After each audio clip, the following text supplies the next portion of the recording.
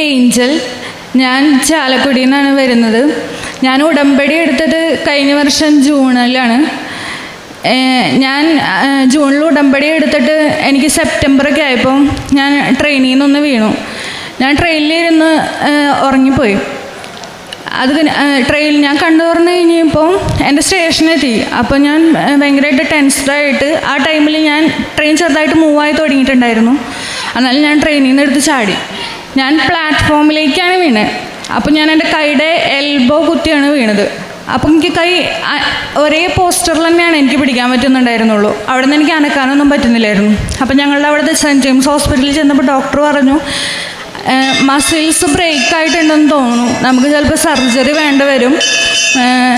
നമുക്ക് സർജറിക്കുള്ള ഡേറ്റൊക്കെ ഞാൻ പറയാം, അതിനു മുമ്പ് നമുക്ക് എൽബോയുടെ ഒരു MRI എടുക്കാമെന്ന് പറഞ്ഞു.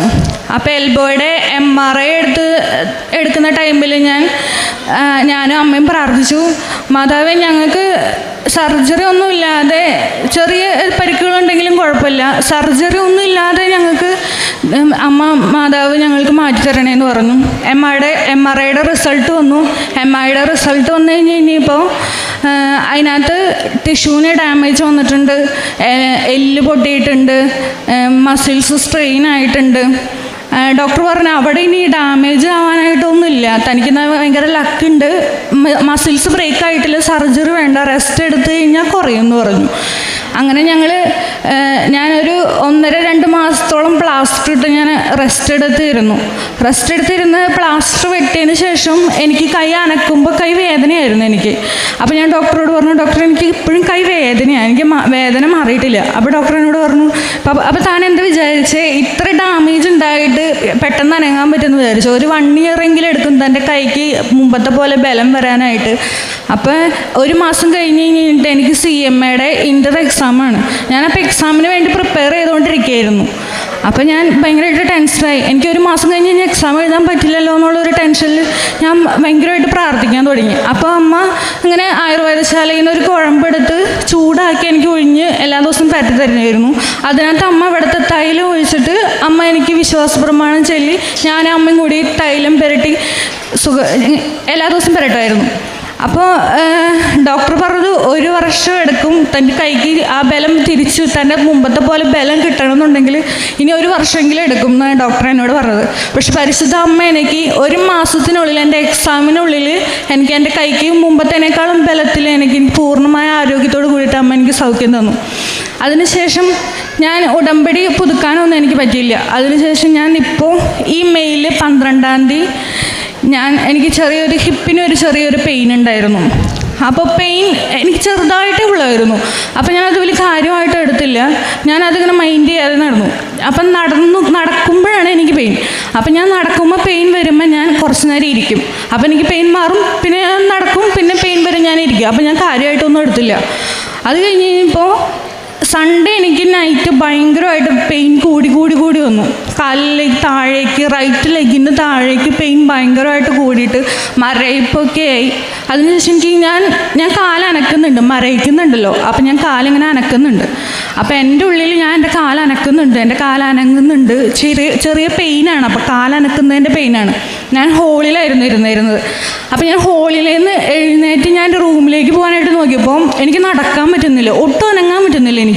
ഞാനൊരു 1/2 മണിക്കൂർ എടുത്തിട്ടാണ് എൻ്റെ റൂമിൻ്റെ ഹോളിൽ നിന്ന് ഞാൻ എൻ്റെ റൂമിലേക്ക് നടന്നെത്തിയത്. അപ്പം ഞാൻ റൂമിൽ ചെന്നിട്ട് അപ്പോൾ ഞാൻ ഭയങ്കര ശക്തമായ വേദനയാണ് എനിക്ക്. ഞാൻ കരഞ്ഞുകൊണ്ടിരുന്നിട്ട് എനിക്ക് എൻ്റെ അമ്മേനെ വിളിക്കാൻ പോലും പറ്റുന്നില്ല. അപ്പോൾ അമ്മ ശബ്ദം കേട്ട് വരുമ്പോൾ ഞാൻ ഇരുന്ന് കരഞ്ഞുകൊണ്ടിരിക്കുക. അപ്പോൾ അമ്മ എന്നോട് ചോദിച്ചു, എന്താ പറ്റിയ നീ എൻ്റെ കരയണേന്ന് ചോദിച്ചു. അപ്പോൾ ഞാൻ പറഞ്ഞു, അമ്മ എനിക്ക് ഭയങ്കര വേദനയാണ്. അപ്പോൾ ഞാനിങ്ങനെ കുറച്ച് ദിവസമായി പറയുന്ന വേദനയുണ്ട്. അപ്പം അമ്മ അത് കാര്യമായിട്ട് എടുത്തില്ല. അപ്പം അമ്മ പോയിട്ട് ഇവിടുത്തെ തൈലം എടുത്തുകൊണ്ട് വന്നിട്ട് അമ്മ പറഞ്ഞു, എവിടെ വേദന, ഞാൻ പുരട്ടി തരാമെന്ന് പറഞ്ഞു. അപ്പോൾ അമ്മ തൈലം പുരട്ടിയപ്പോൾ എനിക്ക് അമ്മ തൊടുന്നോടത്ത് ഭയങ്കരമായ വേദനയാണ്. അമ്മ തൊടുന്നോടത്ത് എനിക്ക് എല്ലിന് ഭയങ്കര വേദനയാണ്. അപ്പോൾ ഞാൻ പറഞ്ഞു, അമ്മ തൈലം പുരട്ടിയിട്ട് അമ്മ പൊക്കോ, എനിക്ക് ഉഴിയല്ല, എനിക്ക് ഭയങ്കര വേദനയാണെന്ന് പറഞ്ഞു. അപ്പോൾ അമ്മ ലൈറ്റ് ഇട്ടിട്ട് ഞാൻ എൻ്റെ കാലിലേക്ക് നോക്കുമ്പോഴാണ് അറിയുന്നത് എൻ്റെ കാല് അനങ്ങുന്നില്ല. ഞാൻ അനക്കുന്നുണ്ട്, ഞാൻ എൻ്റെ ഉള്ളിലാണ് ഞാൻ വിചാരിക്കുന്നത് എൻ്റെ കാല് അനങ്ങുന്നുണ്ട് എന്നുള്ള രീതിയിൽ. പക്ഷെ എൻ്റെ കാല് അനങ്ങുന്നുണ്ടായിരുന്നില്ല. പെട്ടെന്ന് സഡൻലി എൻ്റെ കാല് അനങ്ങുന്നില്ല എന്നുള്ളപ്പോൾ ഞാൻ ഭയങ്കരമായിട്ട് ഷോക്കായി, BP ഷൂട്ടായി, ഞാൻ ബോഡി ഫുള്ള് വിറയ്ക്കാൻ തുടങ്ങി. എനിക്ക് ഒട്ടും അനങ്ങാൻ പറ്റില്ല എന്നുള്ള രീതിയിലായി. അങ്ങനെ എൻ്റെ ചേട്ടൻ, എൻ്റെ ബ്രദർ കൂടി ഉണ്ടായിരുന്നില്ല വീട്ടിൽ. ചേട്ടനെ വിളിച്ചു വരുത്തി. ചേട്ടനോട് പറഞ്ഞു വേഗം വയ്യോ, പെട്ടെന്ന് വയ്യോ, അവൾക്ക് ഒട്ടും വയ്യ, എണീക്കാൻ പറ്റുന്നില്ല, കാലനങ്ങളില്ല എന്നാണ് പറയുന്നത്. അപ്പോൾ ചേട്ടൻ ഒരു ഓട്ടോ വിളിച്ച് ഹോസ്പിറ്റലിൽ കൊണ്ടുപോകാന്നുള്ള രീതിയിൽ ചേട്ടൻ വന്നേക്കുവാണ്. അപ്പോൾ ഞാൻ ഓട്ടോ പോയിട്ട് എനിക്ക് ആ ബെഡിൽ നിന്ന് എണീക്കാൻ പോലും പറ്റില്ല. അങ്ങനെ ഞങ്ങൾ ആംബുലൻസ് വിളിച്ചു. വീട്ടിൽ നിന്ന് തന്നെ സ്ട്രെച്ചറിൽ ചാലക്കുടി താലൂക്ക് ആശുപത്രിയിൽ കൊണ്ടുപോയി. അവിടെ ചെന്നപ്പോൾ ഡോക്ടർ പറഞ്ഞു ഓരോ നിമിഷവും വിലപ്പെട്ടതാണ്, നമുക്ക് എന്താ പറ്റിയേക്കണെന്ന് അറിയില്ല. വലത് കാലിന് ഒട്ടും ചലനമില്ല, സെൻസേഷൻ ഉണ്ട്, പക്ഷെ മൂവ്മെൻറ്റ് ഒട്ടുമില്ല. ഡോക്ടർ കാലിൻ്റെ താഴെ എന്തോ വെച്ചിങ്ങനെ നന്നായിട്ട് പ്രസ് ചെയ്യുന്നത് എനിക്ക് അറിയാൻ പറ്റുന്നുണ്ട്. സെൻസേഷൻ ഉണ്ട്, പക്ഷേ അതിന് ഒരു മൂവ്മെൻറ്റും എനിക്ക് ഉണ്ടാവുന്നില്ല. ഡോക്ടർ പറഞ്ഞു എത്രയും പെട്ടെന്ന് മെഡിക്കൽ കോളേജിലേക്ക് എത്തിച്ചോ, എത്രയും പെട്ടെന്ന് എത്തിക്കാൻ പറ്റുമോ അത്രയും പെട്ടെന്ന് എത്തിച്ചോ എന്ന് പറഞ്ഞു. അങ്ങനെ ഞങ്ങൾ തൃശ്ശൂർ മെഡിക്കൽ കോളേജിൽ എത്തിച്ചു. അവിടെ ചെന്ന് കഴിയുമ്പോൾ അവർക്ക് വലിയ കാര്യമായിട്ടൊന്നും മൈൻഡില്ല. ഒരു സ്ട്രെച്ചറിൽ എന്നെ ഇങ്ങനെ കിടത്തേക്കുമായിരുന്നു. ഒരു 12 hours ഞാൻ അവിടെ ഒരു സ്ട്രെച്ചറിൽ ഒരു പെയിൻ കില്ലർ പോലും ഇല്ലാതെ വേദന സഹിച്ച് അനങ്ങാൻ പോലും പറ്റില്ലായിരുന്നു. അനങ്ങിക്കഴിഞ്ഞാൽ അവിടുത്തെ കാല് എല്ല് എനിക്ക് വേദനയായിരുന്നു. അങ്ങനെ ഒരു 12 hours ഞാൻ അവിടെ മെഡിക്കൽ കോളേജിൽ കിടന്നു. അതിനുശേഷം ഒരു 3:30-4 മണി ആയപ്പോഴാണ് അവർ പറയണേ എക്സ്റേയും CT സ്കാനിലൊന്നും കുഴപ്പമില്ല, അപ്പം നമുക്ക് MRI എടുത്ത് നോക്കാം. അതിന് മുമ്പ് നമുക്ക് 2 ദിവസം ഇവിടെ അഡ്മിറ്റായിട്ട് കിടന്നിട്ട് എങ്ങനെയുണ്ടെന്ന് നോക്കാം, എന്നിട്ട് നമുക്ക് ഫർദറായിട്ടുള്ള പ്രൊസീഡിങ്സ് എന്താണെന്ന് വെച്ചാൽ ചെയ്യാമെന്ന് പറഞ്ഞു. അപ്പോൾ ഞങ്ങൾ പറഞ്ഞു ഓക്കെ ശരി. അപ്പോൾ അഡ്മിറ്റ് ആക്കിയിട്ട് ഞങ്ങൾ വാർഡിൽ പോയി നോക്കിയപ്പോൾ കിടക്കാൻ സ്ഥലമൊന്നുമില്ല. അപ്പോൾ അവർ പറഞ്ഞു താഴെ കിടക്കേണ്ടി വരും, എങ്ങനെയാണ് അഡ്മിറ്റായിട്ട് താഴെ കിടന്നു എന്ന് പറഞ്ഞു. അപ്പോൾ സ്ട്രെച്ചറിൽ നിന്ന് എഴുന്നേക്കാൻ പറ്റാത്ത എന്നോടാണ് താഴെ കിടക്കാൻ പറയുന്നത്. അപ്പോൾ എൻ്റെ ബ്രദർ പറഞ്ഞു വേണ്ട, നമുക്ക് ഡിസ്ചാർജ് വാങ്ങി വീട്ടിൽ പോകാം, ഞങ്ങൾ വീട്ടിൽ പോയി റെസ്റ്റ് എടുത്തിട്ട് വരാമെന്ന് പറഞ്ഞു. വീട്ടിൽ ചെന്നു. അന്ന് രാത്രി പെയിൻ കില്ലറിൻ്റെ സെഡേഷനിൽ ഞാൻ ഉറങ്ങി. എനിക്ക് നല്ല പെയിൻ ഉണ്ട്, സെഡേഷനിൽ ഞാൻ ഉറങ്ങി. ഉറക്കത്തിലും എനിക്ക് നല്ല പെയിൻ ഉണ്ട്. പിറ്റേ ദിവസം വൈകിട്ട് ഞാൻ പറഞ്ഞു എനിക്കപ്പോൾ എഴുന്നേറ്റ് ഇരിക്കാം, എൻ്റെ അരയ്ക്ക് മുകളിലേക്ക് എനിക്ക് കുഴപ്പമൊന്നുമില്ല. ഞാൻ പറഞ്ഞു ഹോസ്പിറ്റലിൽ പോവാം, ഇന്നലത്തെ പോലെ സ്ട്രെച്ചറിൽ ഹോസ്പിറ്റലിലേക്ക് പോകേണ്ട അവസ്ഥയിൽ വരണ്ട, നമുക്ക് ഹോസ്പിറ്റലിൽ പോകാമെന്ന് പറഞ്ഞു. അങ്ങനെ ഞങ്ങൾ അവിടെ നിന്ന് വെളുപ്പിനൊരു 2 മണിയൊക്കെ ആയി. അപ്പം ഞങ്ങൾ തൃശ്ശൂർ ജൂബിലി മിഷൻ ഹോസ്പിറ്റലിലേക്ക് ഞങ്ങൾ അവിടെ നിന്ന് പോയി. അവിടെ ചെന്നവർ ആദ്യം കാഷ്വാലിറ്റിയിൽ കെട്ടിയിട്ട് അവരെ ചോദിച്ചു എന്താ പറ്റിയെന്ന് ചോദിച്ചു. അപ്പോൾ ഞങ്ങൾ പറഞ്ഞു ഒരു കാലിങ്ങനെ അനങ്ങുന്നില്ല, ചെറിയൊരു പെയിൻ വന്നതാണ്, പിന്നെ അത് ഇങ്ങനെ കൂടി ഇറങ്ങി ഒട്ടും അനങ്ങാൻ പറ്റുന്നില്ല എനിക്കെന്ന് പറഞ്ഞു. അപ്പോൾ അവർക്കൊക്കെ ഭയങ്കര ടെൻഷനായി. അപ്പോൾ അവർ വെച്ചു ഇപ്പോൾ തുടങ്ങിയുള്ളൂ, 2 days 3 days ആയിട്ടുള്ളൂ തുടങ്ങിയിട്ട്. അവർക്കൊക്കെ ഒരു എക്സൈറ്റഡ് ആയിട്ട് പോലെയായിരുന്നു. അപ്പോൾ ഒരു റെയർ കേസ് ആയതുകൊണ്ട് അവിടെ പഠിക്കുന്നവരും നഴ്സിങ്ങിന് പഠിക്കുന്നവരും അവിടെ ഹൗസ് സർജൻസ് ചെയ്യുന്ന ഡോക്ടേഴ്സും മാറി വന്ന് തന്നെ എൻ്റെ അടുത്ത് ഇങ്ങനെ ഡീറ്റെയിൽസ് ചോദിച്ച് അവർ കാലൊക്കെ പൊക്കി. അപ്പോൾ അവർ കാലൊക്കെ പൊക്കുമ്പോൾ ഞാൻ അവിടെ കിടന്ന് വേദന കൊണ്ട് കരഞ്ഞ് ഇരിക്കുകയാണ്. അപ്പം ഞാൻ പറഞ്ഞു, ഞാൻ അവിടെ കിടന്നിട്ട് പറഞ്ഞു അമ്മ മാതാവേ എനിക്കറിയില്ല, ഞാൻ ചെയ്ത കാര്യങ്ങളിലൊക്കെ എന്തെങ്കിലും തെറ്റുണ്ടോയെന്ന് എനിക്കറിയില്ല, പക്ഷേ എനിക്ക് ഇനി വേദന സഹിക്കാൻ വയ്യ, ഞാൻ എൻ്റെ സഹിക്കാവുന്ന എൻ്റെ അങ്ങേയറ്റം വേദന സഹിച്ചു. ഞാൻ ചെയ്ത ഉടമ്പടിയിൽ എന്തെങ്കിലും തെറ്റുണ്ടെന്നുണ്ടെങ്കിൽ ഞാനത് തിരുത്തി ഞാൻ ഉടമ്പടി പുതുക്കി ഞാൻ എനിക്ക് വേണ്ടിയിട്ട് സാക്ഷ്യം പറയാം, അവിടെ ആൾത്താരയിൽ വന്നിട്ട് ഞാൻ സാക്ഷ്യം പറയാമെന്ന് പറഞ്ഞു. അങ്ങനെ അവിടുത്തെ ന്യൂറോ ഡോക്ടർ വന്നിട്ട് പറഞ്ഞു നാളെ സർജൻ വരും, സർജറി വാർഡിലേക്ക് മാറ്റിക്കോ, ഡോക്ടർ വന്ന് നോക്കിയിട്ട് എന്താണെന്ന് വെച്ചാൽ ഫർദർ നമുക്ക് കാര്യങ്ങൾ ചെയ്യാമെന്ന് പറഞ്ഞു. അപ്പോൾ അവർ പറഞ്ഞു ഇത്രയും പെയിനുള്ളതല്ലേ, അപ്പോൾ 5ാമത്തെ നിലയിലാണ് വാർഡുള്ളത്, അപ്പോൾ അങ്ങോട്ട് പോകുന്നതിന് മുമ്പ് നമുക്ക് MRI എടുത്തിട്ട് പോകാം, ഞങ്ങൾ സീനിയർ ഡോക്ടേഴ്സിൻ്റെ അടുത്ത് ഒന്ന് ചോദിച്ചു നോക്കട്ടെ എന്ന് പറഞ്ഞു. അപ്പോൾ സീനിയറുടെ അടുത്ത് വിളിച്ചിട്ട് അവർ പറഞ്ഞു ഇങ്ങനെ ഒരു കേസ് വന്നിട്ടുണ്ട്. അപ്പോൾ ഡോക്ടർ പറഞ്ഞു ഞാൻ നാളെ രാവിലെ വന്നിട്ട് നോക്കിയിട്ട് MRI എടുത്താൽ മതി എന്ന് പറഞ്ഞു. പിറ്റേ ദിവസം ഡോക്ടർ വന്നിട്ട് ആൾ റൗണ്ട്സിന് വന്നപ്പോൾ എന്നെ വന്നിട്ട് നോക്കിയിട്ട് പറഞ്ഞു ഇപ്പം തന്നെ MRI എടുത്തു, എന്നിട്ട് നമുക്ക് സർജറിക്കുള്ള പ്രൊസീഡിങ്സ് നോക്കാമെന്ന് പറഞ്ഞു. അത്രയും പോലും അനങ്ങുന്നില്ല, ആളെത്രയും ഒട്ടും എക്സ്പെക്റ്റ് ചെയ്തിട്ടല്ലായിരുന്നു വന്നിരുന്നത്. എന്നിട്ട് ഡോക്ടർ അപ്പം ഞങ്ങൾ പ്രാർത്ഥിച്ചു. ഞങ്ങളിവിടെ കൊണ്ടിരുന്ന ബീന ചേച്ചിനൊക്കെ വിളിച്ച് ഞങ്ങൾ പ്രാർത്ഥിച്ചു. അതിന് മുമ്പ് ഇവിടെ വണക്കം മാസം ഞങ്ങൾ ഏൽപ്പിച്ചു. ബുധനാഴ്ച ഇവിടെ വണക്കം വിളിച്ച് പറഞ്ഞു. എന്നിട്ട് ഞങ്ങൾ പറഞ്ഞു MRIയിൽ കുഴപ്പമൊന്നും ഉണ്ടാവരുത്, എനിക്ക് നടന്നാൽ മതി എന്ന് പറഞ്ഞു. അപ്പോൾ MRI ജൂബിലി മിഷൻ ഹോസ്പിറ്റൽ വലിയ ഹോസ്പിറ്റലാണ്. അപ്പം ഞാൻ ഗേറ്റ് 2-ലാണ് കിടക്കുന്നത്, ഈ MRI റൂം ഗേറ്റ് 8-ലാണ്. അപ്പം എന്നെ ഈ 2ാമത്തെ ഗേറ്റിൽ നിന്ന് 8ാമത്തെ ഗേറ്റിലേക്ക് ആംബുലൻസിലാണ് കൊണ്ടുപോകുന്നത്. അപ്പോൾ ഈ എന്നെ പുതപ്പിൽ പൊക്കിയിട്ട് സ്ട്രെച്ചറിലേക്ക് ആക്കും, അവിടെ നിന്ന് ആംബുലൻസിൽ അതേ പുതപ്പിൽ നിന്ന് എടുത്ത് മാറ്റും, അതുപോലെ തന്നെ MRIയുടെ മെഷീനിൻ്റെ ഉള്ളിലേക്ക് കയറ്റും. അപ്പോൾ MRIൻ്റെ മെഷീൻ്റെ ഉള്ളിൽ കിടന്നിട്ട് ഞാൻ വിചാരിച്ചു, ഇനി ഞാൻ ഇവിടുന്ന് പോകുന്നു ഒന്നില്ലെങ്കിൽ വീൽ ചെയറിലായിരിക്കും, അല്ലെങ്കിൽ സ്ട്രെച്ചറിൽ തന്നെ ഇവിടുന്ന് കൊണ്ടുപോയിട്ട് എൻ്റെ വീട്ടിൽ കിടത്തും. എൻ്റെ കാലിന് എനിക്ക് അനക്കാൻ പറ്റുമെന്ന് എനിക്ക് തോന്നുന്നില്ല എന്ന് ഞാൻ അങ്ങനെ പ്രാർത്ഥിച്ചു. അപ്പോൾ എൻ്റെ അമ്മ എൻ്റെ കൂടെ MRI റൂമിലുണ്ട്. അമ്മ കാശുരൂപം കയ്യിൽ വെച്ചിരുന്ന് പ്രാർത്ഥിക്കുന്നുണ്ട്. ഞാനും MRIയുടെ മെഷീൻ്റെ ഉള്ളിൽ കിടന്നിട്ട് വിശ്വാസ പ്രമാണം ചൊല്ലുന്നുണ്ട്. അപ്പോൾ MRIയുടെ റിസൾട്ട് വന്നു. അതിനകത്ത് ചെറിയൊരു ഡിസ്കിന് ബൾജേ ഉള്ളൂ. പക്ഷേ അതുകൊണ്ട് ചെറുതായിട്ടേ ബൾജുള്ളൂ. അതുകൊണ്ട് ഇത്രയും കാലിന് ഇങ്ങനെ വരേണ്ട കാര്യമില്ല, നമുക്ക് വേറെ എന്തെങ്കിലും കൂടെ നോക്കാം, അങ്ങനെയുള്ള രീതിയിൽ ഡോക്ടേഴ്സ് പറഞ്ഞു. അന്ന് രാത്രി അമ്മ എല്ലാ ദിവസവും ഇവിടുത്തെ ആരാധന വെച്ച് കാണായിരുന്നു. ആരാധന വെച്ച് കണ്ടിട്ട് അമ്മ ഈ ആരാധന എൻ്റെ കാലിൽ വെച്ച് പ്രാർത്ഥിക്കും. ഈശോയെ എന്നെ വന്ന് തൊട്ട് സുഖപ്പെടുത്തണേ, എൻ്റെ മകളെ വന്ന് തൊട്ട് സുഖപ്പെടുത്തണേ എന്ന് പറഞ്ഞ് അമ്മ എല്ലാ ദിവസവും പ്രാർത്ഥിക്കും. സാക്ഷ്യമൊക്കെ എൻ്റെ അടുത്ത് തലോണയുടെ അടുത്ത് വെച്ചിരുന്ന് കേൾപ്പിക്കും. അപ്പോൾ ഞാൻ എല്ലാ ദിവസവും സാക്ഷ്യമൊക്കെ കേൾക്കുന്നുണ്ട്. അപ്പോൾ ഞാൻ ഇങ്ങനെ ഒരു ദിവസം അമ്മ സാക്ഷ്യം കേൾക്കുമ്പോൾ ഒരു ചേച്ചി പറയാണ്, ഇങ്ങനെ കിടപ്പിലാണ്. അപ്പോൾ ആ ചേച്ചി ഈ കട്ടിലിൻ്റെ 4 സൈഡിലും ഉപ്പൊക്കെ കൊണ്ടിടും, കാശുരൂപം. അപ്പോൾ കാശുരൂപം എൻ്റെ തലോണയുടെ അടിയിലുണ്ട്. ഞാൻ അഡ്മിറ്റായ അന്ന് മുതൽ കാശുരൂപം ഞാൻ കിടക്കുന്ന തലോണയുടെ അടിയിലുണ്ട്. അപ്പോൾ അങ്ങനെ ഉപ്പൊക്കെ കൊണ്ടിട്ടു അമ്മ. എന്നിട്ട് തൈലം വെച്ച് എൻ്റെ നെറ്റിയിൽ കുരിശൊക്കെ വരച്ച് തന്നു, വിശ്വാസ പ്രമാണമൊക്കെ ചൊല്ലി. അത് കഴിഞ്ഞിട്ടുള്ള സാക്ഷ്യം, എൻ്റെ പ്രായമുള്ള അതേ ഒരു കുട്ടി വന്നിട്ട് അവൾ പറയുകയാണ്, അവൾ അമ്മയുടെ സ്വപ്നം കണ്ടു, അമ്മേനെ അറിഞ്ഞു, അമ്മ എൻ്റെ അടുത്ത് വന്ന് എനിക്ക് കൂടുതൽ വിശ്വാസത്തിലേക്ക് വന്നു. അപ്പോൾ എൻ്റെ അമ്മ പ്രാർത്ഥിച്ചു. എനിക്ക് കുറച്ച് വിശ്വാസക്കുറവൊക്കെ ഉണ്ടാക്കിയിരുന്നു. അപ്പം എൻ്റെ അമ്മയെ പ്രാർത്ഥിച്ചു, മാതാവേ എൻ്റെ മോൾക്ക് വിശ്വാസത്തിലേക്ക് വരാൻ വേണ്ടിയിട്ട് നീ വന്ന് തൊട്ട് സുഖപ്പെടുത്തി അവളെ വിശ്വാസത്തിലേക്ക് കൊണ്ടുവരണമെന്ന് പറഞ്ഞ് പ്രാർത്ഥിച്ചു. അന്നൊരു 11 മണിയൊക്കെ ആയി കാണും. ഞാൻ നോക്കുമ്പോൾ എൻ്റെ ബോഡി ഇങ്ങനെ തണുത്ത് വരികയാണ് താഴത്തുനിന്ന്. അപ്പോൾ എൻ്റെ ഈ റൈറ്റ് ലെഗ് ആദ്യം ഇങ്ങനെയായിരുന്നു, തണുത്ത് വരുമായിരുന്നു. അപ്പോൾ ഞാൻ നോക്കുമ്പോൾ ഞാൻ എൻ്റെ മനസ്സിൽ വിചാരിച്ചു, എൻ്റെ ബോഡി ഫുള്ള് പാരലൈസായി പോവാണ്, ഫുള്ള് മരവിച്ചു, ഫുള്ള് തണുത്തു, എനിക്ക് ഒന്നും അറിയാൻ പറ്റുന്നില്ല, അനങ്ങാൻ പറ്റുന്നില്ല എനിക്ക്. ഞാനപ്പോൾ പറഞ്ഞു, മാതാവ് എൻ്റെ ബോഡി ഫുള്ള് നീ തളർത്തിക്കെടുത്താൻ പോവാണോ? എന്നിട്ട് ഞാൻ തന്നെ പറഞ്ഞു, ചിലപ്പോൾ മാതാവിന് അതായിരിക്കും ഇഷ്ടം, എന്നെ തളർത്തിക്കെടുത്തി അമ്മയ്ക്ക് വേണ്ടി സാക്ഷ്യം പറയാനായിരിക്കും, കുഴപ്പമില്ല എന്നുള്ള രീതിയിൽ അപ്പോൾ ഞാൻ മയങ്ങിപ്പോയെങ്കിലും എൻ്റെ ഉള്ളിൽ എനിക്ക് ഓർമ്മയുണ്ട്. എന്നിട്ട് ഞാൻ കിടക്കുമ്പോൾ ഇങ്ങനെ ഒരു ചെറിയ എന്നെ അങ്ങനെ തട്ടിയിട്ട് അന്നേ എന്ന് പറഞ്ഞു വിളിക്കുകയാണ്. അപ്പം ഞാൻ അന്നേന്ന് വിളിക്കുന്നത്, എന്നാരാ അന്നേന്ന് വിളിക്കുന്നത്? എൻ്റെ പേര് ഏഞ്ചൽ എന്നാണ്. അപ്പം എന്നാരാ അന്നേന്ന് വിളിക്കുന്നത്? അപ്പം ഞാൻ കണ്ണ് തുറക്കാൻ നോക്കുമ്പോൾ എനിക്ക് കണ്ണ് തുറക്കാൻ പറ്റുന്നില്ല, നല്ലൊരു പ്രകാശമാണ് അടിക്കുന്നത്. അപ്പം ഞാൻ ഭയങ്കരമായിട്ട് ടെൻസ്ഡായി. അപ്പോൾ പ്രകാശം വരുന്നതിന് ഇങ്ങനെ അന്നേന്ന് വിളിക്കുന്നു. അപ്പം ഞാൻ ഭയങ്കരമായിട്ട് BP ഒക്കെ ഷൂട്ട് ചെയ്യുന്ന പോലെ എനിക്ക് തോന്നി. അപ്പോൾ അങ്ങനെ പ്രകാശം കുറഞ്ഞു വരുന്നുണ്ട്. അപ്പോൾ ഞാൻ കാണുന്നത് ഘടികാരമുള്ള ഒരു രൂപമാണ്, സമയ ഘടികാരമുള്ള രൂപമാണ്.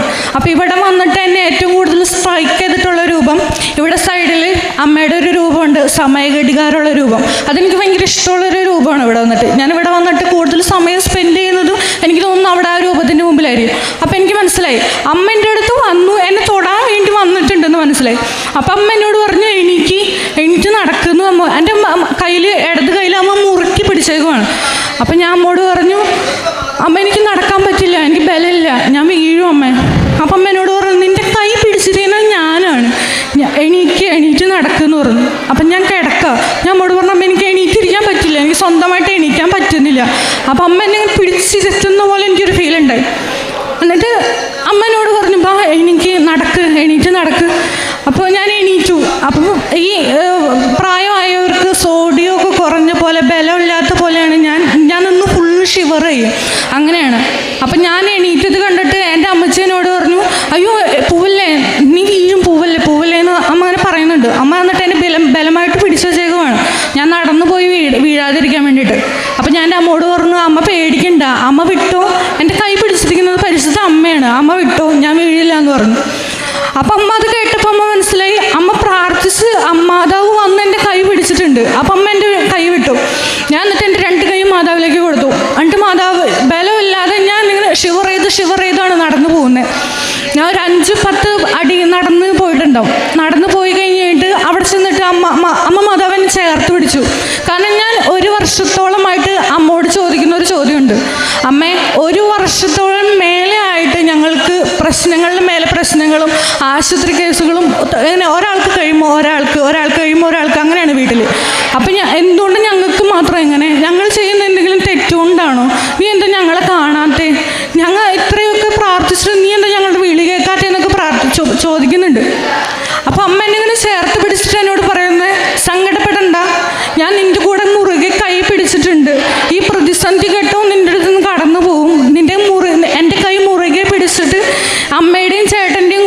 വിശ്വാസത്തിൽ ജീവിച്ചാൽ മതിയെന്നും അമ്മ എന്നോട് പറഞ്ഞു.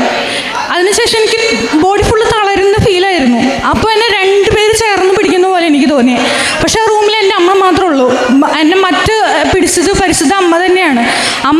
എൻ്റെ അമ്മച്ചി എന്നോട് പറഞ്ഞു, ഞാൻ പറഞ്ഞു നീ തളർന്നപ്പോൾ ഞാൻ പറഞ്ഞു അമ്മേ അവളുടെ ഫുള്ള് ബോഡി വെയിറ്റ് താങ്ങാനുള്ള ഇത് എനിക്കില്ല. അമ്മ കുറച്ച് ഹാർട്ട് പേഷ്യൻറ്റാണ്. അപ്പോൾ അമ്മയ്ക്ക് താങ്ങാനായിട്ട് പറ്റില്ല. അമ്മ തന്നെ വരണം. അപ്പോൾ എൻ്റെ അമ്മയാണ്, പരിശുദ്ധ അമ്മയും എൻ്റെ പെറ്റമ്മയും കൂടി താങ്ങിയിട്ടാണ് എൻ്റെ ബെഡിലേക്ക് കൊണ്ടിരുത്തുന്നത്. ബെഡിൽ കൊണ്ടിരുത്തിയിട്ട് ഞാൻ പൊട്ടി കരയുവാണ്. കാരണം എന്താണെന്ന് വെച്ച് കഴിഞ്ഞാൽ കടുകുമണിയോളം വിശ്വാസമുള്ള എന്നെ തൊടാൻ വേണ്ടിയിട്ടാണ് പരിശുദ്ധ അമ്മ ഇറങ്ങി വന്നേക്കുന്നത്. എന്നിട്ട് ആ അമ്മയോട് ഒരു നന്ദി പറയാൻ പോലും എനിക്ക് പറ്റിയിട്ടില്ല.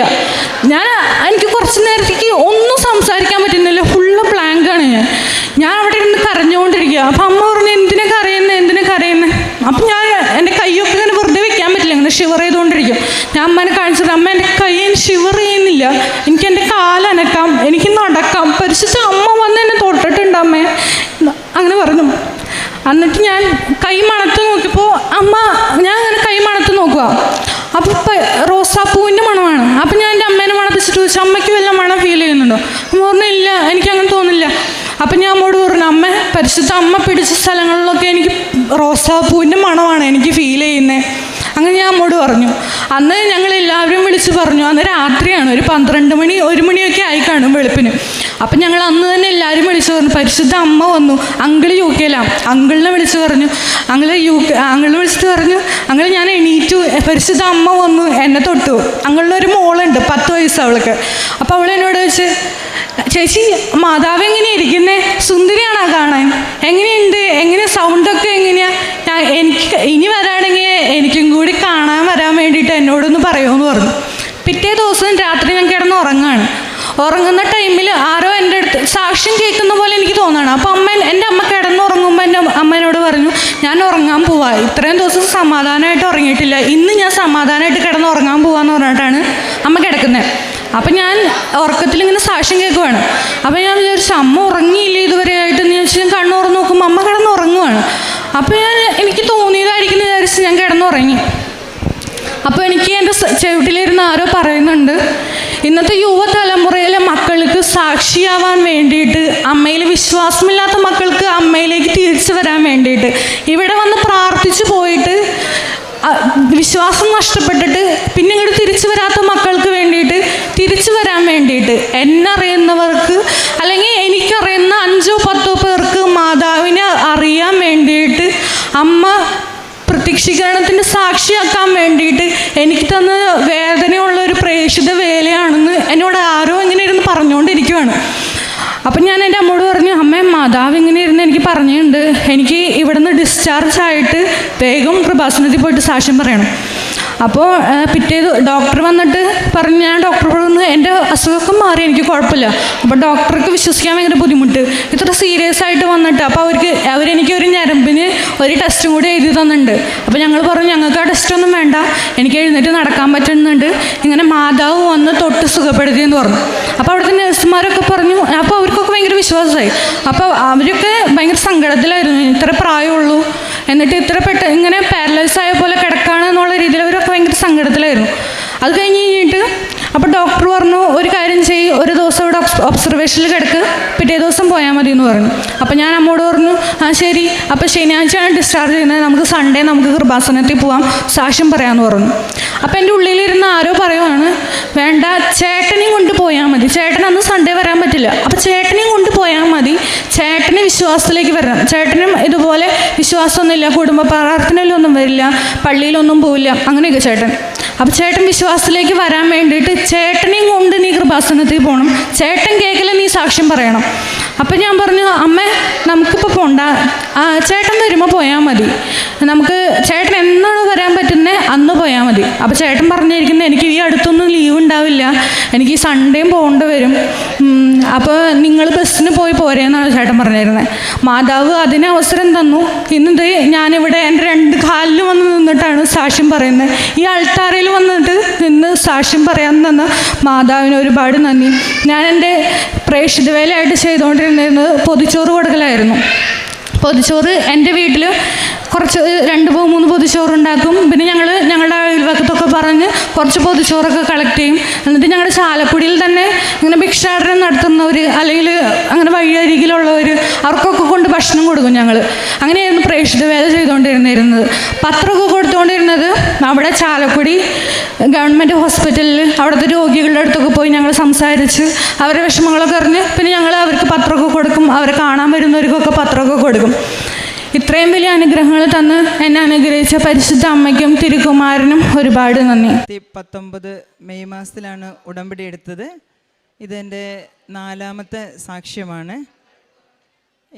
ഇപ്പം ഞാൻ പറയാൻ പോകുന്ന സാക്ഷ്യം കഴിഞ്ഞ മാസം നടന്ന അഖണ്ഡ ജപമാലയിലൂടെ ലഭിച്ച അനുഗ്രഹങ്ങളും അഖണ്ഡ ജപമാലയിലേക്ക് വരുന്നതിന് മുമ്പ് എനിക്ക് കിട്ടിയൊരു സൗഖ്യത്തെക്കുറിച്ചുമാണ്. സെപ്റ്റംബർ മാസത്തിൽ ഞാനിവിടെ വന്ന് ഉടമ്പടി പുതുക്കി. എൻ്റെ ഉടമ്പടി 14ാമത്തെ തവണ ഉടമ്പടി പുതുക്കാൻ പരിശുദ്ധ അമ്മ എന്നെ അനുഗ്രഹിച്ചു, സഹായിച്ചു. ഞങ്ങൾ കുടുംബം മുഴുവനും ഒരു ഉടമ്പടി ജീവിതം നയിച്ചുകൊണ്ടിരിക്കുന്നവരുമാണ്.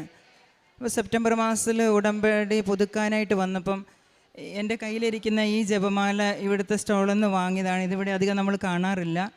എന്നാൽ ആ ജപമാല കണ്ടപ്പോൾ സ്റ്റോളിലുള്ള പിള്ളേരും ഭർത്താവും പറഞ്ഞു ഇത് മേടിച്ചോളാൻ. ആരോ എൻ്റെ കയ്യിലിത് അമ്മ തന്നെ വാങ്ങി വെച്ച് തരുന്നത് പോലെ എനിക്ക് ജപമാല കയ്യിലെടുത്തപ്പം അമ്മയുടെ കയ്യിൽ പിടിക്കുന്ന ഒരു അനുഭവം എൻ്റെ ഉള്ളിൽ ആരോ എന്നോട് പറഞ്ഞു അഖണ്ഡ ജപമാലയ്ക്ക് എനിക്ക് വരാൻ സാഹചര്യം ഒക്കുമോ എന്ന് എനിക്ക് നല്ല ഭയമുണ്ടായിരുന്നു. കാരണം ഞങ്ങൾക്ക് പ്രായാധിക്യമുള്ള ഡാഡി ഞങ്ങളുടെ കൂടെയുണ്ട്, 97 വയസ്സോളമായി. അതുകൊണ്ട് കുട്ടികളൊക്കെ ഉള്ളത് കൊണ്ട് ഞങ്ങൾക്ക് അങ്ങനെ ഉറപ്പായിട്ടും വരുമോ എന്ന് വരാൻ ആഗ്രഹമുണ്ടെങ്കിലും വരാൻ പറ്റുമോ എന്നുള്ള സംശയം എൻ്റെ മനസ്സിലുണ്ടായിരുന്നു. അപ്പോഴാണ് ഈ ജപമാല എൻ്റെ കൈ കിട്ടുകയും ഈ ജപമാല ഞാൻ തൊട്ടപ്പോൾ ഇത് പരിശുദ്ധ അമ്മയുടെ കരമാണിതെന്ന് ഉള്ളൊരു ഫീലിംഗ് എനിക്ക് വരികയും നീ അഖണ്ഡ ജപമാലയ്ക്ക് വരുമ്പം ഈ ജപമാലയാണ് കൊണ്ടുവരേണ്ടതെന്നൊരു സ്വരവും ഞാൻ കേൾക്കുകയുണ്ടായി. അങ്ങനെ സെപ്റ്റംബർ മാസം ഉടമ്പടിയൊക്കെ പുതുക്കി ഒക്ടോബർ മാസത്തിൽ അഖണ്ഡ ജപമാലയ്ക്ക് വരാൻ സാഹചര്യം ഒന്നും ഒത്തുവരുന്നില്ല, ഒന്നുകൊണ്ടും ഒത്തുവരുന്നില്ല. അങ്ങനെ ഇരിക്കെ എനിക്ക് എൻ്റെ യൂട്രസ് താഴോട്ട് ഇറങ്ങുന്ന ഒരു രോഗാവസ്ഥയും ബ്ലാഡറും യൂട്രസും താഴോട്ട് ഇറങ്ങി വരുന്നൊരു ബുദ്ധിമുട്ട് എനിക്കുണ്ടാകുകയും ഡോക്ടറെ കാണിച്ചപ്പോൾ അതുപോലെ കുറച്ച് നാൾ എന്താ തലയണയൊക്കെ വെച്ച് ഉയരത്തിൽ വെച്ച് 2-3 തലയണയൊക്കെ ഉയരത്തിൽ വെച്ച് അങ്ങനെ ഒരു റെസ്റ്റ് എടുക്കാൻ എന്നോട് തൽക്കാലം ആവശ്യപ്പെട്ടു. എനിക്ക് നല്ല പനിയും വിറയലും എൻ്റെ കാലെടുത്ത് നിലത്ത് കുത്താൻ പോലും പറ്റാത്ത അസ്വസ്ഥതയിലൂടെ ഞാൻ കടന്നു പോവുകയായിരുന്നു. അപ്പം ഞാനിങ്ങനെ എൻ്റെ മനസ്സിൽ ഞാൻ വിചാരിച്ചു ഈ ഒരു അവസ്ഥയിൽ ഞാൻ അഖണ്ഡ ജപമാലയ്ക്ക് പോകുക എന്ന് വെച്ചാൽ അതൊരു പരീക്ഷണം പോലെ ആയിരിക്കുമല്ലോ, അങ്ങനെ പോകാനായിട്ട് സാധിക്കുമോ എന്നോർത്ത് ഞാൻ സങ്കടപ്പെട്ടു. എന്നാൽ ദൈവഹിതം അങ്ങനെയാണെങ്കിൽ ഞാൻ വരാൻ മാതാവ് ഇല്ലെങ്കിൽ അങ്ങനെ പോട്ടെ എന്ന് വിചാരിച്ചുകൊണ്ടിരുന്നു. എങ്കിലും ഈ അസ്വസ്ഥത എനിക്ക് കൂടി വന്നു.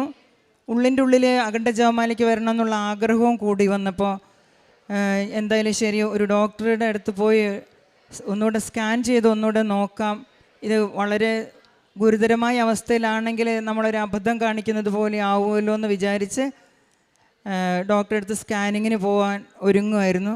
പെട്ടെന്ന് ഞാൻ ഉടമ്പടി തൈലമെടുത്ത് എൻ്റെ അടിവയറ്റിൽ പൂശി കുരിശ് വരച്ച് വിശ്വാസ പ്രമാണം ചൊല്ലി ഉടനെ തന്നെ എന്തോ ഒരു ക്ലിപ്പിട്ട് വലിക്കുന്നത് പോലെ എൻ്റെ അടിവയറ്റിലൊരു അനുഭവം ഉണ്ടാവുകയും ഞാൻ കുട്ടികളോടും ജീവിത പങ്കാളിയോടും പറഞ്ഞു പരിശുദ്ധി അമ്മ തൊട്ടതുപോലെ എനിക്ക് അനുഭവപ്പെട്ടു ശരിക്കും എന്ന് പറഞ്ഞു. അങ്ങനെ ഹോസ്പിറ്റലിൽ പോയി സ്കാൻ ചെയ്ത് നോക്കുമ്പം റിസൾട്ട് കണ്ടപ്പം അങ്ങനെ യാതൊരു കുഴപ്പം മുൻപേ ഉണ്ടായിരുന്ന കുഴപ്പം പോലില്ലാതെ പരിശുദ്ധി അമ്മ എന്നെ തൊട്ട് സുഖപ്പെടുത്തുകയുണ്ടായി. ഇതെൻ്റെ 1ാമത്തെ സാക്ഷ്യം.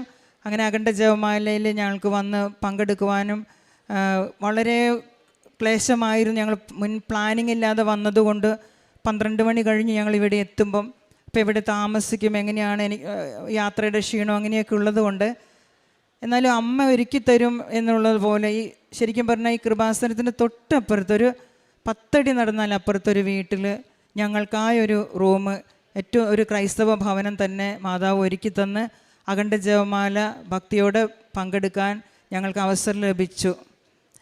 അപ്പോൾ തന്നെ അഖണ്ഡ ജപമാലയിൽ പോകുമ്പോൾ ഉണ്ടായിരുന്ന എൻ്റെ പ്രത്യേക നിയോഗം ഞങ്ങൾക്ക് 4 മക്കളാണ്.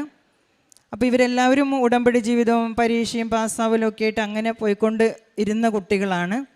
പിന്നീട് പഠിത്ത കാര്യങ്ങൾ അങ്ങനെയുള്ള സമ്മർദ്ദമൊക്കെ വന്നപ്പം ഇവരെല്ലാം ചെയ്യും, ചടങ്ങായിട്ടെല്ലാം ചെയ്യും. ഇവർ പള്ളിയിൽ കൊയറിൽ ഇവരാണ് പാടുന്നത്. അങ്ങനെയുള്ള കാര്യങ്ങൾ ഇവർ ചെയ്യുന്ന കാര്യങ്ങളൊക്കെ യാന്ത്രികമായല്ല, അതരം കൊണ്ടല്ല വ്യായാമമുണ്ട്. പക്ഷെ ഹൃദയത്തിൽ ഇവരിലെ ദൈവസ്നേഹ വറ്റിപ്പോകുന്ന ഒരു അവസ്ഥ കാണുന്നത് എനിക്ക് വലിയ വിഷമാകാൻ തുടങ്ങി.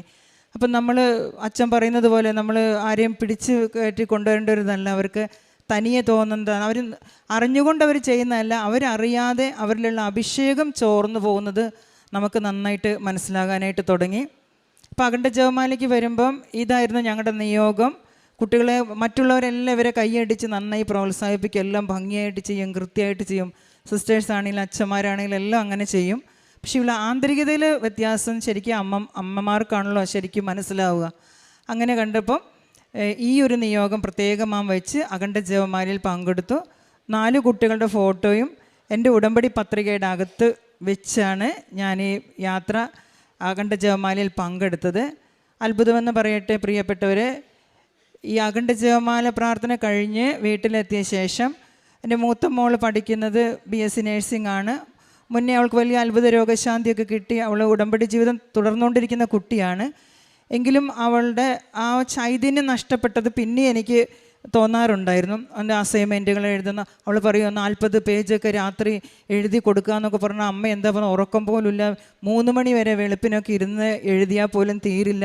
ഡ്യൂട്ടി ടൈം പഠിക്കണം, ഇതുപോലുള്ള കാര്യങ്ങളൊക്കെ ആകുമ്പോൾ അമ്മ പറയും. പള്ളിയും കാര്യങ്ങളൊക്കെ ഉണ്ട്, എന്നാൽ അതിൻ്റെ അപ്പുറത്തേക്കൊരു സ്റ്റെപ്പ് ഉടമ്പടിയുടെ ഒരു രീതിയിലേക്ക് അവൾക്കത് തുടർന്നു കൊണ്ടുപോകാൻ പോകുന്നില്ല എന്ന് അവൾ പറയാറുണ്ടായിരുന്നു. ഞാൻ അഥവാ അതൊന്ന് കൂടുതലായിട്ട് പറഞ്ഞാൽ അവർക്ക് ഇഷ്ടക്കേട് വരുന്നത് പോലെയും തോന്നുമായിരുന്നു. എന്നാൽ പ്രിയപ്പെട്ടവരെ, അഖണ്ഡ ജപമാലയിലൂടെ നമ്മൾ സമർപ്പിച്ച ഒരു നിയോഗം പോലും സ്വർഗം സ്വീകരിക്കാതെയോ അമ്മ വഴി അത് ദൈവം ഇടപെടാതെയോ പോവുകയില്ല എന്നുള്ള എൻ്റെ അടയാളം പോലെ ഇതുവരെ നമ്മൾ കുട്ടികളോട് പറഞ്ഞു കൊടുത്തെങ്കിൽ അവർ തിരിച്ച് നമ്മളോട് ഇങ്ങോട്ട് പറയാനായിട്ട് തുടങ്ങി. അവർ മോള് പറഞ്ഞു, അമ്മേ എൻ്റെ ജീവിതത്തിൽ എവിടെയൊക്കെയോ എന്തൊക്കെയോ ഒരു താളപ്പിഴകൾ, എനിക്ക് വളരെ അസ്വസ്ഥതകൾ ഉണ്ടാകുന്നു, ഭയം വരുന്നു, ദുഃഖം വരുന്നു, നിരാശ വരുന്നു, എനിക്ക് നിയന്ത്രിക്കാൻ പറ്റാത്ത കോപം വരുന്നു. ഇങ്ങനെയൊക്കെ ഇവൾ പറഞ്ഞ് വല്ലാതെ ബുദ്ധിമുട്ടുകൾ പറഞ്ഞപ്പോൾ ഞാനിങ്ങനെ പറഞ്ഞു, പഠിത്തം മുന്നോട്ട് കൊണ്ടുപോകാൻ പറ്റുന്നില്ലെങ്കിൽ എന്നാൽ നമുക്ക് തിരിച്ചിങ്ങോട്ട് പോന്നാലോ എന്നിങ്ങനെ ചോദിച്ചു. പിന്നെ ഞാൻ ഇങ്ങനെ പ്രാർത്ഥിച്ചപ്പോൾ ചോദിച്ചു, മാതാവ് ശരിക്കും നിനക്ക് ഉടമ്പടി ജീവിതത്തിലേക്ക് അതിന് തീഷ്ണത്തിലേക്ക് തിരിച്ചു വരാൻ ആവശ്യപ്പെടുന്നുണ്ടല്ലോ എന്ന് പറഞ്ഞപ്പോൾ അവൾ പറയും, ഉള്ളിൻ്റെ ഉള്ളിൽ എന്നോട് ഇത് പ്രാവശ്യം മാതാവ് പറഞ്ഞിട്ടുണ്ടായിരുന്നു. അപ്പം മാതാവ് അവൾക്ക് കൊടുത്ത സൈൻ 6 വർഷം മുന്നേ അവൾ ആദ്യമായി ഞങ്ങളുടെ കൂടെ ഉടമ്പടി എടുക്കാൻ വേണ്ടി വന്നപ്പോൾ അവർ കുഞ്ഞുങ്ങളായതുകൊണ്ട് ഇവിടെ ഇരിക്കുമ്പോൾ ഒരു ചേച്ചി എൻ്റെ അടുത്ത് ഇരുന്നിരുന്നു അമ്മേ. ആ ചേച്ചി എൻ്റെ അടുത്ത് പറഞ്ഞിരുന്നു, അഖണ്ഡ ജപമാലയിൽ പ്രാർത്ഥിച്ചു കഴിഞ്ഞാൽ ഒരു നിയോഗം പോലും സാധിക്കാതെ ഇരിക്കില്ല, അത്രയ്ക്ക് അഭിഷേകമാണ് നമുക്ക് കിട്ടുക. മോളെ, ഞാനും ഇതുപോലെ ഉടമ്പടി എടുത്തിട്ട് വല്ലാതെ ഉഴപ്പിപ്പോയ ഒരാളായിരുന്നു. അങ്ങനെ ആ ഒരവസ്ഥയിൽ ഞാൻ ഡിപ്രഷൻ്റെ മരുന്ന് വരെ എടുക്കേണ്ട സ്ഥിതി വന്നു. പിന്നീടാണ് ഞാൻ ഉടമ്പടി ജീവിതം തിരികെ പിടിച്ചപ്പോൾ എനിക്ക് ഇരട്ടി അഭിഷേകം കിട്ടിയെന്ന് വർഷങ്ങൾക്ക് മുമ്പ് ആ ചേച്ചി പറഞ്ഞ സംഭവം എൻ്റെ കൊച്ചിൻ്റെ അടുത്ത് ചെന്ന് ആരോ അവളുടെ അരികിൽ നിന്ന് പറയുന്നതായിട്ട് അവൾക്ക് മാതാവ് ആ രൂപത്തിൽ ചെന്ന് അവളോട് സംസാരിക്കുകയും അവൾ ആ ഉടമ്പടി ജീവിതത്തിലേക്ക് അവൾ അപ്പോൾ തന്നെ ഓൺലൈൻ ഉടമ്പടി അവധിയില്ലാത്തതുകൊണ്ട് ഇങ്ങോട്ട് വരാൻ സാധിക്കില്ല. അവൾ പല പ്രാവശ്യം വന്ന കുട്ടിയാണ്. ഓൺലൈൻ ഉടമ്പടി എടുത്ത് ആ നിമിഷം തന്നെ അവളുടെ എല്ലാ ആന്തരിക പ്രശ്നങ്ങളും തീർന്നു പോവുകയും ഉടമ്പടി ജീവിതം ആരും പറയാതെ തന്നെ അവൾ വീണ്ടും പുനഃക്രമീകരിക്കുകയും ചെയ്യാൻ പരിശുദ്ധ അമ്മ ഞങ്ങളെ സഹായിച്ചു. ഈ ദിവസങ്ങളിൽ ഞങ്ങൾക്ക് കിട്ടിയ ഈ വലിയ അനുഗ്രഹങ്ങൾക്ക് ഞങ്ങൾ മാതാവിനോട് വീണ്ടും ഞങ്ങൾക്ക് ആ ഉടമ്പടി ജീവിതത്തിൽ കുടുംബസമേതം പങ്കുചേരാൻ ഇടയാക്കിയതിനോർത്ത് ഞങ്ങൾ നന്ദി പറയുന്നു. പിന്നെ അതിൻ്റെ കൂടെ പ്രിയപ്പെട്ടവരെ, ആത്മീയ ജീവിതത്തിൽ ഞങ്ങൾക്ക് നൽകുന്ന അനുഗ്രഹങ്ങളിൽ ഒരു പ്രധാനപ്പെട്ടതാണ്. ഞങ്ങൾ വയനാട്ടിൽ നിന്നാണ് വരുന്നതെന്ന് പറഞ്ഞു. വയനാട്ടിൽ ഞങ്ങളുടെ പ്രളയ ദുരന്തം ഉണ്ടാകുന്നതിൻ്റെ ഒരു 3 മാസം മുന്നേ പരിശുദ്ധ അമ്മ എന്നെ എല്ലാവരും 10 മണിയൊക്കെ ആകുമ്പോൾ ഉറങ്ങാനായിട്ട് പോകും. ആ സമയത്തൊക്കെ എന്നെ ജപമാല ചൊല്ലി പ്രാർത്ഥിക്കാനായിട്ട് വിളിക്കും. അപ്പോൾ വീട്ടിലൊരു കെടാവിളക്ക് പൊതുവേ വെക്കുന്നതൊന്നുണ്ട്. പേഴ്സണലായിട്ട് പ്രാർത്ഥിക്കാൻ വേണ്ടി ഒരു കെടാവിളക്ക് ഞാൻ എൻ്റെ പേഴ്സണൽ പ്രെയറിൻ്റെ അവിടെ വയ്ക്കും. അതിനകത്ത് കൃപാസന മാതാവിൻ്റെ നമ്മളെ ഉടമ്പടി തൈലത്തിൻ്റെ ഒരു തുള്ളി തൈലം കൂടെ അതിനകത്ത് ഒഴിച്ച് പ്രാർത്ഥിച്ചുകൊണ്ട്, ആ പ്രാർത്ഥന എത്ര തീഷ്ണതയോടെയാണ് പരിശുദ്ധി അമ്മ ചെയ്യിച്ചതെന്ന് നമുക്ക് പറയാൻ പറ്റില്ല. 10 മണി തൊട്ട് 12 മണി വരെ തീക്ഷ്ണമായി പ്രാർത്ഥനയിൽ ഇരുത്തും. 12 മണിക്ക് ക്ലോക്കിലെ സൂചി ഒന്നിച്ച് വരുന്ന സമയത്ത് എന്നോട് പറയും, ആ സമയത്ത് എന്നെ പ്രത്യേകം ഒരു സ്വരമായിരിക്കും, സാഷ്ടാംഗം പ്രണമിച്ച് പ്രാർത്ഥിക്കുക, പ്രകൃതിയെ പ്രപഞ്ച സൃഷ്ടാവിനെ സമർപ്പിച്ച് പ്രാർത്ഥിക്കുക എന്ന്. പ്രിയപ്പെട്ടവരെ, ആ 12 മണിക്ക് ആ സമർപ്പണം കഴിഞ്ഞു കഴിയുമ്പോൾ 12 മണി തൊട്ട് 1 മണി വരെയുള്ള സമയങ്ങളിൽ പിന്നെ കണ്ണുനീരിൻ്റെ മഴ പെയ്യുന്ന പോലെ കണ്ണുനീരൊഴുക്കി 3 മാസം പ്രാർത്ഥിപ്പിച്ചു കൊണ്ടിരുന്നു എന്നുള്ളതായിരുന്നു. ഇതെന്താണ്, ആർക്ക് വേണ്ടിയാണ്, എന്തിനു വേണ്ടിയാണെന്ന് ചോദിക്കുമ്പോൾ ഇത് സ്വർഗത്തിൻ്റെ നിയോഗമാണ്, ഇത് കന്യകാമറിയത്തിൻ്റെ നിയോഗമാണെന്നുള്ളൊരു സ്വരം മാത്രം കേൾക്കും. പ്രാർത്ഥിച്ചു കൊണ്ടേയിരുന്നു. ഈ ഉരുൾപൊട്ടലുണ്ടാകുന്നതിൻ്റെ തലേ ദിവസം രാത്രി മാതാവ് ആ ഉരുൾപൊട്ടുന്ന ആ സ്ഥലത്ത് സ്വപ്നത്തിൽ എന്നെ കൊണ്ടുപോവുകയും അവിടെയുള്ള സുവിശേഷമൊന്നും അധികം എത്താത്തൊരു സ്ഥലത്ത്, സാധാരണക്കാരായ മനുഷ്യർ ജീവിക്കുന്ന ഒരു സ്ഥലത്ത് ഞാൻ പോകുന്നു. എൻ്റെ ജീവിത പങ്കാളിയുണ്ട്, 2 സിസ്റ്റേഴ്സുണ്ട്. ഞാൻ അവിടെ പോയി സുവിശേഷം പ്രസംഗിക്കുന്നു. പക്ഷെ പലരും എന്നെ ശ്രദ്ധിക്കുന്നില്ല.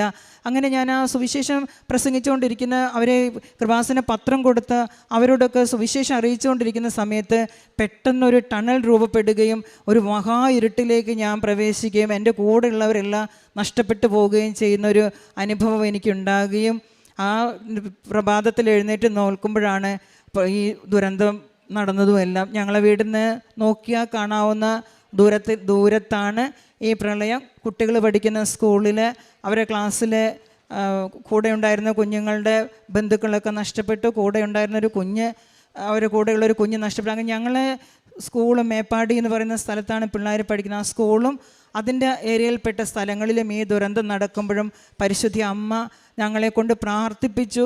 ഈ ദുരന്തമെല്ലാം കഴിഞ്ഞ് എല്ലാവരും ബഹളം വെച്ചോടുമ്പോൾ ഞാൻ ശാന്തമായിരുന്നു, പിന്നെയും പ്രാർത്ഥനയിൽ തന്നെയായിരുന്നു. അപ്പോഴും അമ്മയുടെ സ്വരം ഇതായിരുന്നു, പ്രളയത്തെ ഓർത്ത് നിങ്ങൾ ഒത്തിരി ഭാരപ്പെടേണ്ട, പാപത്തെ ഓർത്താണ് നിങ്ങൾ ഭാരപ്പെടേണ്ടത്. പ്രളയത്തിൽ മരിച്ചവരെ ഓർത്ത് നിങ്ങൾ ദുഃഖിക്കുന്നതിനേക്കാൾ പാപത്തിൽ മരിച്ചു പോകുന്നവരെ ഓർത്ത് ദുഃഖിക്കണം. പാപികൾക്ക് അനുതാപമുണ്ടാകാൻ വേണ്ടി പ്രാർത്ഥിക്കണം. പാപികൾ ദൈവത്തെ അറിയുവാനായിട്ട്, സത്യദൈവത്തെ അറിഞ്ഞ് നിത്യജീവൻ പ്രാപിക്കുവാൻ പ്രേക്ഷിത വേല കൂടുതൽ തീക്ഷ്ണമാക്കണം.